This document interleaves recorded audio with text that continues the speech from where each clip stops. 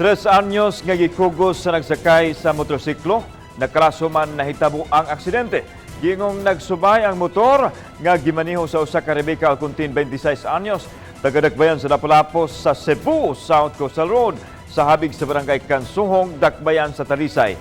Sakay silang Roxanne Balansag, 25 anyos, taga-Lapu-Lapu sab ug ang 3 anyos nga si Zion Ezekiel Olivo nga nakalas.